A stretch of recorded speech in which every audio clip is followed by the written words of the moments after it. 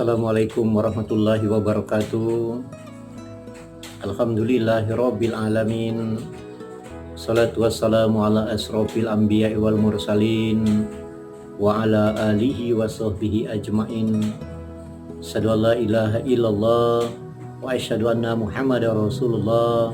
Allahumma sholli ala sayyidina Muhammad wa ala ali sayyidina Muhammad.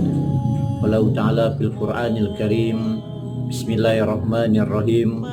Wala takunu kalladzina nasullaha fa'ansahum anfusahum ulaika humul fasikun. La yastawi ashabun nari wa ashabul jannah. Ashabul jannati humul faizun. Shadaqallahul azim.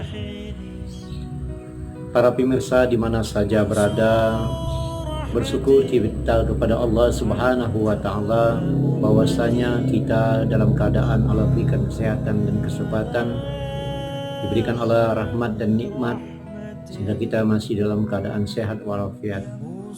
Selawat dan salam kita aturkan kepada junjungan kita Nabi besar Muhammad sallallahu alaihi wasallam yang telah membawa kita dari alam yang gelap gulita dan sekarang kita berada di alam yang terang benderang.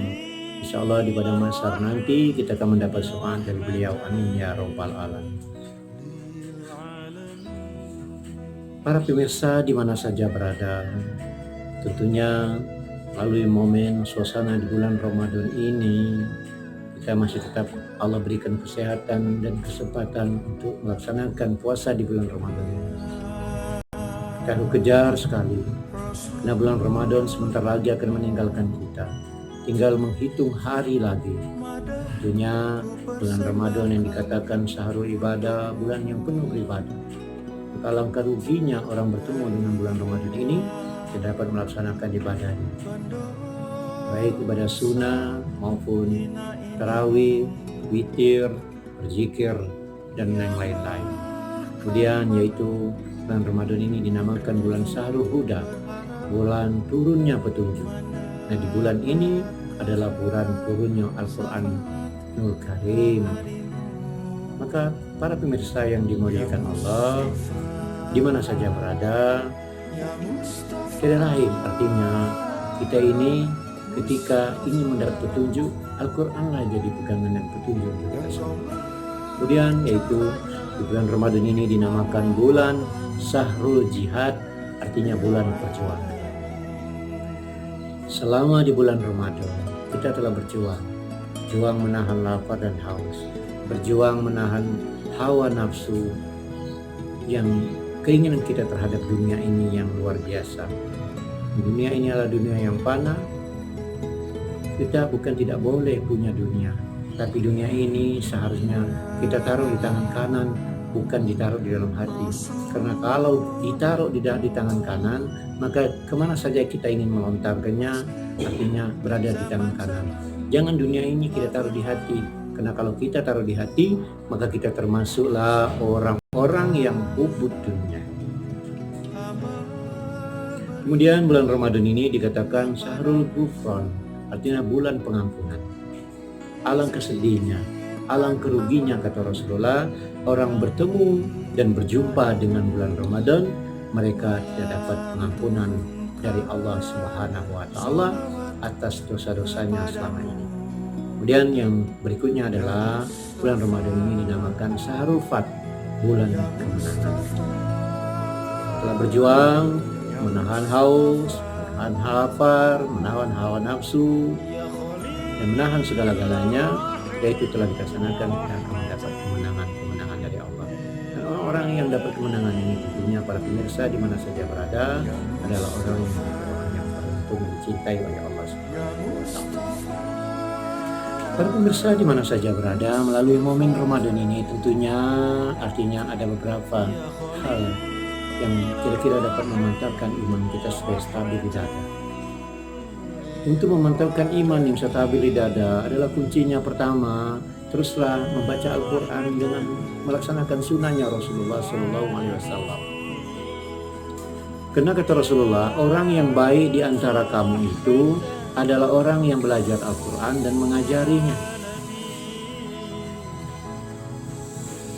Karena membaca Al-Quran ini adalah Satu ayat yang kita baca, satu huruf yang kita baca, ganjarannya dari Allah luar biasa banyak.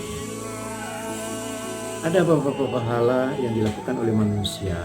Pertama, memandang Al-Quran, huruf Al-Quran itu dapat pahala. Kemudian ada lagi yang mendapat pahala ini memandang gambar Ka'bah atau memandang Ka'bah, Baitullah. Kemudian yang berikutnya, kita ini berpahala ketika memandang orang tua kita. Memandangnya saja dapat pahala, apalagi artinya berbuat baik terhadap orang tua. Para pemirsa di mana saja berada, yang berikutnya adalah untuk memantapkan iman kita supaya stabil dan terlalu terjaga. Artinya yang kedua, menghadiri majelis ilmu dan majelis taklim. Sekarang kita tidak banyak lagi menghadiri majelis taklim karena kondisi keadaan dalam suasana COVID-19 ini. Tetapi melalui media lain, mendengar, menonton televisi, melihat YouTube dan sebagainya, kita dapat ilmu. Karena ketika Rasulullah didatangi oleh malaikat Jibril, dan malaikat Jibril berkata kepada Muhammad, "Ya Muhammad, air yang hujan berapa banyak yang turun dari langit, baik turun di gunung, turun di laut, turun di lembah, turun di pelataran sawah dan sebagainya, turun di tengah kota dan perkampungan, berapa tetes hujan yang turun?" Kata Jibril, "Saya bisa menghitungnya, tetapi amal dan ganjaran orang yang menghadiri, mendengar majelis ilmu dan majelis taklim, saya tidak dapat menghitungnya." Subhanallah, Allahu Akbar. Kemudian yang berikutnya adalah yaitu memantapkan iman kita supaya stabil, supaya terarah. Para pemirsa di mana saja berada, banyak-banyaklah berkumpul dengan hamba yang soleh, orang-orang yang soleh. Nah tentunya orang-orang yang soleh ini dan mungkin akan menjerumuskan kita ke jalan yang sesat. Untuk berkumpul dengan orang-orang yang soleh ini tentu banyaklah mengajak kepada jalan yang benar. Tentunya yang terakhir, para pemirsa di mana saja berada, adalah memantapkan iman supaya stabil ini. Sering-seringlah mengunjungi ulama yang istiqomah, mendatanginya, meminta nasihat kepadanya, meminta doa kepadanya, ya, bertawassul kepadanya. Tentunya artinya dengan mendatangi ulama istiqomah, ulama yang baik ini, mudah-mudahan kita dapat artinya kebaikan-kebaikan, karena kita dapat pelajaran-pelajaran ilmu yang bermanfaat dari ulama ini, dan kemudian bergurulah kepada ulama ini. Soal berguru kepada ulama ini, bukan tidak boleh kita mendatangi ulama yang jauh sekali. Karena ada sebuah cerita bahwa ada segerombolan pemuda merantau ke negeri yang lain untuk mendatangi ulama, di mana ulama yang dianggap di negeri lain ini ada ulama yang terkenal.